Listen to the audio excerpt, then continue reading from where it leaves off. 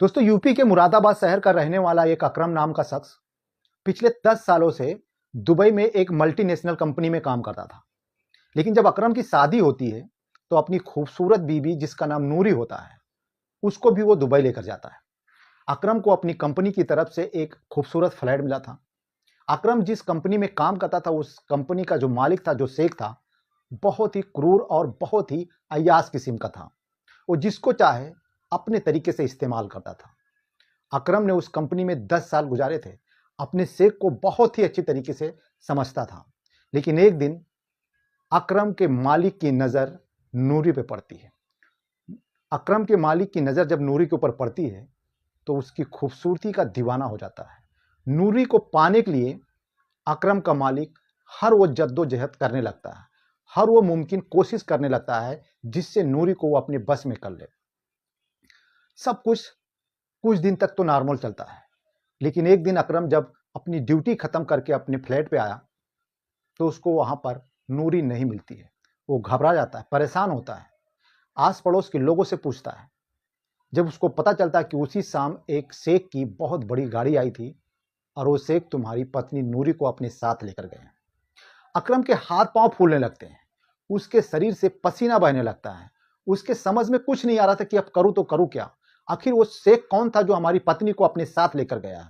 वो हड़बड़ी में परेशान होकर अपने कंपनी के मैनेजर हासिम को फोन लगाता है।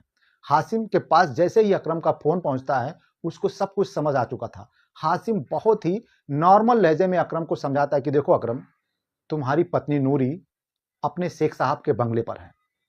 तुम्हारी खूबसूरत पत्नी हमारे शेख साहब को पसंद आ चुकी है और हमारे शेख साहब को जो चीज़ पसंद आ जाती है वो उसको किसी भी कीमत पर नहीं छोड़ते हैं। 2-3 दिन तक वो उनके बंगले पे रहेगी। हमारे शेख साहब का जब मन भर जाएगा तब तुम्हारी पत्नी को सही सलामत तुम्हारे पास भेज दिया जाएगा। अकरम बोलता है, आखिर क्यों? हासिम बोलता है कि देखो अकरम, तुमको पता है कि यहाँ सब कुछ अपने शेख साहब की मर्जी से ही चलता है। उनको तुम्हारी पत्नी पसंद आई है, यानी पसंद आई है, और अगर उनका दिल करता है कि तुम्हारी पत्नी के साथ टाइम बिताने का तो वो बिताएंगे। तुम और हम कुछ नहीं कर सकते। अकरम के हाथ पांव फूलने लगते हैं, उसके तो पैरों के नीचे से जमीन खिसक जाती है। लेकिन उसके बाद जो इस कहानी में होता है वो बहुत ही भयानक और खतरनाक होता है। दोस्तों, इस कहानी को जब आप पूरा सुनेंगे तब आपको पता चलेगा कि सऊदी और दुबई के जो शेख हैं, जिनके पास अनथाह दौलत है, अपने पैसों पर चलते हैं, अपने पैसों पर सोते हैं, अय्याशियों की कोई सीमा नहीं होती। इस कहानी को जब आप सुनेंगे तो आपको पता चल जाएगा कि पैसा कितना मायने रखता है। तो मैं चाहूँगा, और आप लोगों से एक छोटी सी रिक्वेस्ट भी है, कि इस कहानी को आप पूरा जरूर सुनें। इस कहानी से आपको एक बहुत बड़ी सीख मिलेगी। तो चलिए बिना टाइम गंवाए इस कहानी को शुरू करते हैं। आदाब, नमस्कार, सत श्री अकाल। मैं हूं समीर अख्तर और आज की जो सच्ची घटना मैं आप लोगों को सुनाने जा रहा हूं, एक कहानी जुड़ी है यूपी के मुरादाबाद शहर से। उसी शहर का एक लड़का जिसका नाम अकरम होता है। बहुत ही नॉर्मल फैमिली, गरीब परिवार, पैसे की किल्लत, माँ बाप की बीमारी, सारे जद्दोजहद अकरम को देखना पड़ता था, उसको उठाना पड़ता था। अकरम ने किसी तरीके से वीज़ा बनवाया, किसी एजेंट के द्वारा वो दुबई पहुंचता है। दुबई में जिस कंपनी में काम करता था, उस कंपनी का काम था बड़े बड़े बिल्डिंगें बनाना, बड़े बड़े टावर बनाना। अकरम को इलेक्ट्रीशियन का काम आता था। उस बिल्डिंगों में जितने भी लाइटिंग, वायरिंग, जो भी काम होता था, वो सारे काम अकरम ही देखता था। अकरम मेहनती था, ईमानदार था और बहुत ही लगन से अपने काम को अंजाम देता था। उसकी 10 साल की मेहनत एक बार रंग लाती है। अकरम अब उस कंपनी का हेड सुपरवाइजर हो चुका था। बड़ी बड़े जो कंपनियां, जो टावर होते थे, उसको वहां पर उसको भेजा जाता। अकरम ईमानदार था, इसलिए उसके मालिक की पूरा विश्वास उसके ऊपर था। लेकिन अकरम कई सालों से उस कंपनी में काम करता था। अकरम की उम्र अब 28 साल हो चुकी थी। इतनी जिंदगी अकेले गुजारने के बाद अकरम ने सोचा, क्यों ना आप शादी कर ली जाए। अकरम के पास पैसे भी अच्छे खासे हो चुके थे। गांव का जो घर था वो भी अच्छा खासा बन चुका था। उसकी बहन जो थी उनकी भी शादियां उसने कर दिया था। माँ बाप अब अकेले अपने घर में रहते थे। वो अक्सर अकरम से बोलते थे कि बेटा शादी कब करेगा, तेरी उम्र 28 से 30 साल होने को है, मैं तो चाहता हूं कि जितनी जल्दी हो सके तू शादी कर ले। अपने माँ बाप के बार बार बोलने की वजह से अकरम को एक दिन रियलाइज होता है और वो अपने माँ बाप से बोलता है कि मेरे लिए लड़की देखना चालू करें।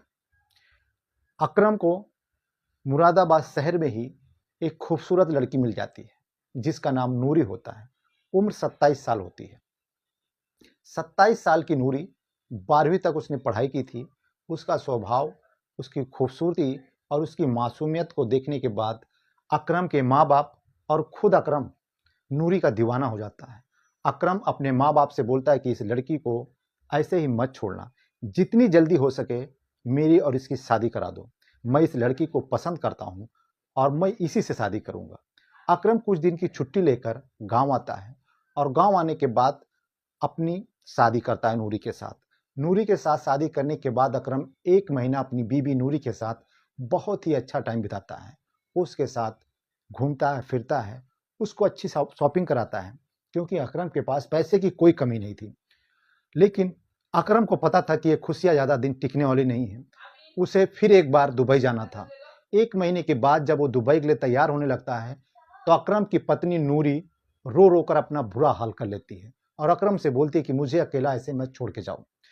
अभी तो हमारी शादी हुई है और तुम मुझे 15 और 20 दिन के अंदर ही मुझे अकेला इसे छोड़कर चले जाओगे, मैं कैसे रहूंगी तुम्हारे बिना।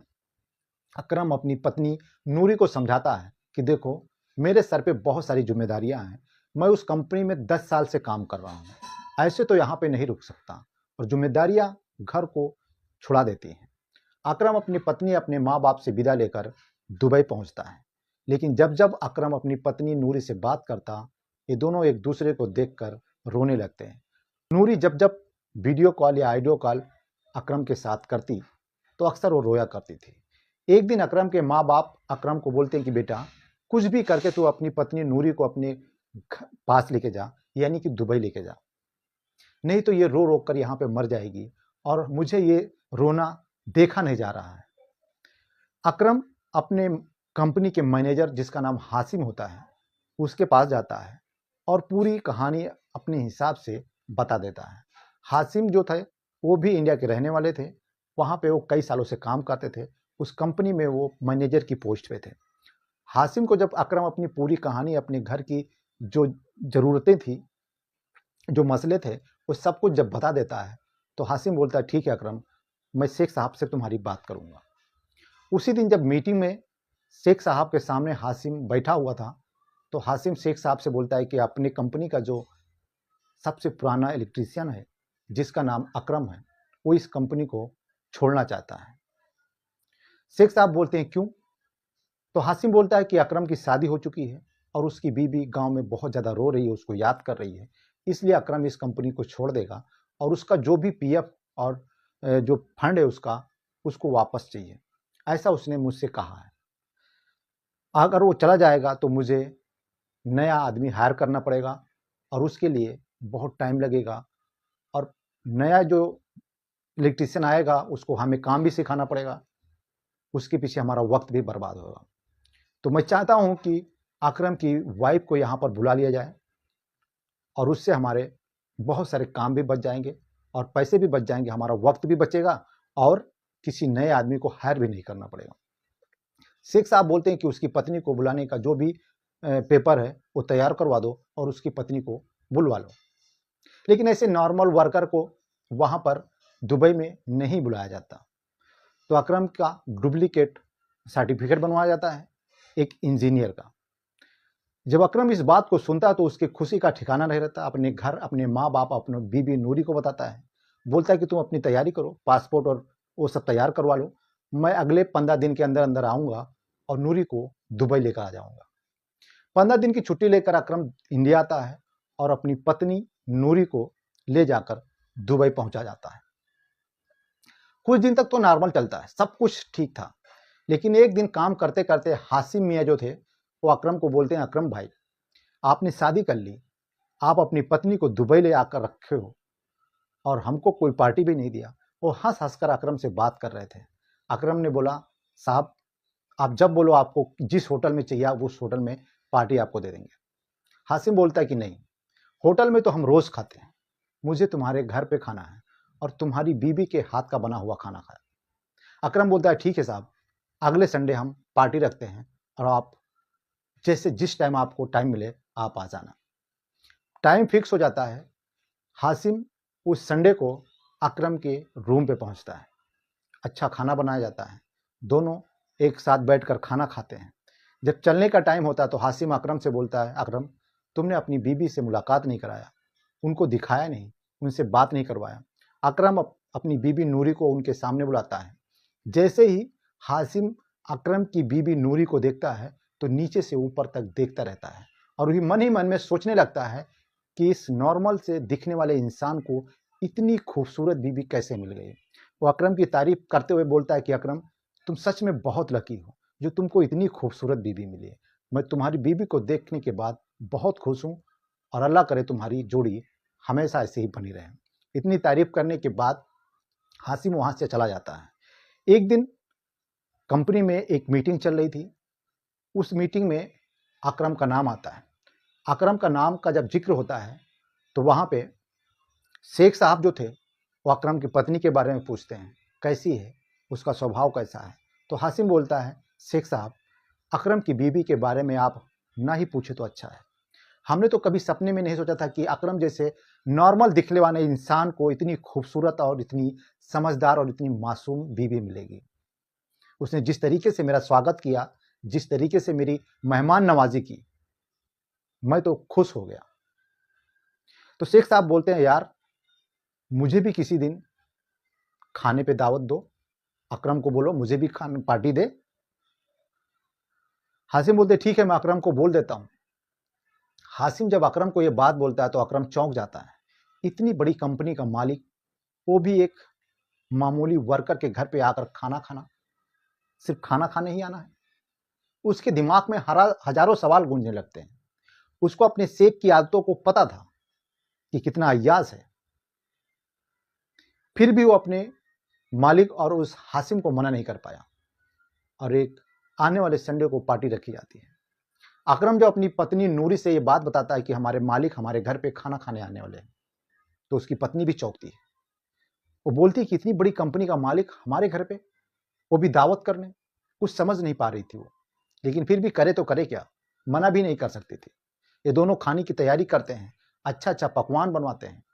सऊदी के हिसाब से उस घर में जो भी सामान था उसको सजाया जाता। उस घर में उस कंपनी के मालिक आने वाले थे। मालिक हासिम के साथ उस रात को 9 बजे आते हैं। आने के बाद सब हासिम, अकरम और शेख साहब तीनों बैठकर खाना खाते हैं। खाना बहुत ही लाजवाब बनाया था नूरी ने। खाना खाने के बाद शेख साहब जब जाने लगते हैं तो अकरम को बोलते हैं, अकरम तुमने अपनी बीबी से मुलाकात नहीं करवाया। अकरम अपनी पत्नी नूरी को आवाज देता है। नूरी बाहर आकर जैसे ही खड़ी होती है, अकरम का मालिक जो शेख साहब था वो नूरी को नीचे से ऊपर तक देखता है। उसके दिमाग में ना जाने कौन सी दरिंदगी चलने लगती है। उसी वक्त उसने ठान लिया था कि ये औरत मुझे चाहिए। वो अपने जेब से एक गिफ्ट का पैकेट निकालता है और अकरम की तरफ बढ़ाकर बोलता है कि ये लो। अकरम बोलता है, साहब इसकी क्या जरूरत थी। तो शेख साहब हंसते हुए बोलते हैं कि पागल, ये तुम्हारे लिए नहीं है, ये तुम्हारी बीवी के लिए है। अकरम उस डिब्बे को उठाकर नूरी को देखता है। नूरी उसी टाइम जब उस डिब्बे को खोलकर देखती है तो उसमें एक बहुत ही महंगी हीरे की अंगूठी थी। ये मियाँ बीबी हैरान हो जाते हैं, परेशान हो जाते हैं कि आखिर मामला क्या है। शेख साहब ने हमारी बीबी को इतनी महंगी गिफ्ट क्यों दी। वो लोग चले जाते हैं। ये मियाँ बीबी अपने घर में खाना पानी खाकर आराम से अपना वक्त बिताते हैं। धीरे धीरे टाइम ऐसे ही निकलने लगता है। अब अकरम को अलग अलग साइटों पर भेजा जाने लगा। अकरम के समझ में नहीं आ रहा था कि मेरे साथ ऐसा क्यों हो रहा है। उसको उसके कमरे, उसके घर से 2-2, 3-3 दिन की मतलब जहां से दूरी होती थी वहां पर भेजा जाने लगा। अकरम की मजबूरी थी, उसको जाना पड़ता था क्योंकि उस कंपनी में वो एक बहुत ही खास सुपरवाइजर था और जिस काम के लिए उसको मालिक बोलता था उसको करना ही पड़ता। सब कुछ चल रहा था, लेकिन एक दिन जब अकरम अपनी ड्यूटी खत्म करके अपने घर पे आता है तो देखता है कि उसकी बीवी नूरी वहां पर नहीं है। आस पड़ोस के लोगों से पूछताछ करता है। पूछताछ करने के बाद पता चलता है कि एक शेख की बहुत बड़ी गाड़ी आई थी और वो तुम्हारी पत्नी को ले जाकर चले गए हैं। वो तुरंत अपने मैनेजर हाशिम को फ़ोन करता है, जैसे कि हमने आपको बताया। हाशिम बोलता है कि शेख साहब के बंगले पे है तुम्हारी पत्नी, 2-3 दिन तो वो वहीं रहेगी और जब शेख साहब का मन भर जाएगा तो तुम्हारी पत्नी को तुम्हारे पास एकदम सुरक्षित और तौर पे भेज दिया जाएगा, तुम टेंशन मत लो। अकरम परेशान होता, रोने गिड़ाने लगता कि आखिर शेख साहब मेरे पत्नी के साथ ऐसा क्यों कर रहे हैं। हाशिम बोलता कि देखो, शेख साहब तो ऐसे ही हैं, उनको जिस चीज़ की लत है वो तो ऐसे ही करेंगे, उनको जो पसंद पड़ता है उसको वो हासिल करते हैं किसी भी कीमत पर। अकरम भी जानता था अपने शेख की आदतों को, लेकिन करता तो करता क्या, वो चुप हो जाता है, रोता है, 3 दिन तक इंतजार करता है। तीसरे दिन जिस हालत में नूरी उसके घर पे पहुंचाई जाती है, उसको देखने के बाद अकरम के आंसू नहीं रुकते। नूरी की हालत इतनी खराब थी कि वो ठीक से चल भी नहीं पा रही थी। जब अकरम को देखती है तो आकर उसके गले से लिपट जाती है, रोने लगती है और चीखने चिल्लाने लगती है। बोलती है कि मुझे यहाँ से ले चलो, मुझे यहाँ नहीं रहना है, इन दरिंदों के बीच में मुझे नहीं रहना है। वो बोलती है कि मुझे इस शख्स ने 3 दिन कपड़ा नहीं पहनने दिया, जिस तरीके से उसने मेरे साथ दरिंदगी की है ऐसा कोई जानवर भी नहीं करता। मुझे नहीं पता था कि यहाँ के लोग इतने कमीने और बदकार हैं, नहीं तो मैं कभी भी सऊदी दुबई जैसे देश में नहीं आती। अकरम भी रो रहा था, नूरी भी रो रही थी। कुछ दिन निकलने के बाद अकरम नूरी से बोलता है कि ठीक है, मैं कुछ जुगाड़ करता हूँ। एक बार फिर वो अपने कंपनी के मैनेजर हाशिम को बोलता है कि हाशिम साहब, आप मेरा जो पीएफ फंड है जो है वो निकलवा दीजिए, मुझे इस कंपनी में जॉब नहीं करना है, मुझे अपनी पत्नी के साथ इंडिया जाना है, मैं यहाँ का जॉब छोड़ता हूँ। वो हाशिम जाके फिर एक बार शेख साहब के सामने बैठता है और बोलता है कि अकरम नौकरी छोड़ने वाला है, उसको उसका पीएफ चाहिए, जो भी उसके पैसे निकल रहे हैं वो उसको चाहिए। अकरम और नूरी मजबूर थे क्योंकि उनका पासपोर्ट और वीजा जो भी था, जितने भी डॉक्यूमेंट थे उस कंपनी के पास जमा थे। शेख साहब फिर एक बार हाशिम को बोलते हैं कि देखो, उसको जहां जाना है जाने दो, लेकिन उसकी पत्नी अभी नहीं जाएगी। जब तक मेरा दिल नहीं भरता तब तक मैं उसकी बीवी को यहां से जाने नहीं दूंगा। उसके दिल में जो आता है वो कर ले। एक मामूली इंसान इतने बड़े शेख का क्या कर सकता है, जिसके पास इतनी दौलत हो, इतना पैसा हो कि वो हर किसी को खरीद सकता हो। अकरम लाचार था, बेबस था, वो चाहकर भी कुछ नहीं कर सकता था। 15 दिन ऐसे ही बीत जाता है। एक दिन फिर शेख साहब की गाड़ी आती है। उस दिन नूरी को फिर डराया गया। अकरम अपनी ड्यूटी पे था। नूरी के पास जब वो आता है तो बोलता है कि देखो, जब तक मैं नहीं चाहूंगा तब तक तुम यहां से नहीं जा सकती हो। जब मेरा मन भर जाएगा, मेरा दिल भर जाएगा, तो मैं तुमको सुरक्षित तुम्हारे देश भेज दूंगा। और जब तक तुम मेरा कहना मानोगी तब तक तुम्हारा पति जिंदा है। अगर तुमने आनाकानी की, उसी दिन तुम्हारे पति को मरवा देंगे और तुम कुछ नहीं कर सकती हो। नूरी डर जाती है और उस दिन फिर एक बार शेख साहब नूरी को अपनी गाड़ी में बैठाकर अपने बंगले पर ले जाते हैं। फिर 3-4 दिन तक उसके साथ वही हैवानियत की जाती है। अकरम बेबस था, लाचार था, कुछ नहीं कर पा रहा था। उसके पास एक ही सहारा था, वो था हाशिम। एक दिन हाशिम के सामने जाकर खड़ा होता है और बोलता है कि हाशिम साहब, आपने जो कुछ किया है, जो कुछ आज मेरे साथ हो रहा है, इसकी सारे के सारे जिम्मेदार आप हैं। अब आप ही कोई रास्ता निकालो, अगर नहीं निकालते हो तो मैं तुम्हारी जान ले लूंगा। जब अकरम इस तरीके से हाशिम से बात करता है तो उसका भी दिल पसीजता है, उसको भी तकलीफ होती है। वो सोचने लगता है और अकरम से बोलता है कि हाँ, तुम्हारा कहना सच है। अगर मैंने तुम्हारी बीबी नूरी की तारीफ अपने शेख साहब के सामने न की होती, उनको तुम्हारे घर पे दावत में नहीं ले गया होता, तो शायद आज जो तुम्हारे साथ हो रहा है वो नहीं होता। अगर गलती हमने की है तो इस गलती का खामियाजा भी हम ही भुगतेंगे। तुमको इस कंपनी से निकालेंगे और तुमको सही सलामत तुम्हारे घर पर भेज देंगे। कुछ दिन का टाइम बीतता है। जब जब शेख साहब को नूरी की जरूरत पड़ती, उनका दिल करता नूरी को अपने बंगले पर लेके जाते और अकरम सब कुछ देखकर भी अनदेखा करता। उसके हाथ में कुछ नहीं था। वो अपनी पत्नी को इस तरीके से उस जल्लाद के पास छोड़कर भाग भी नहीं सकता था। कुछ दिन के बाद हाशिम अकरम का जो पीएफ था, 8-9 लाख निकल रहा था उसका, वो निकलवाता है।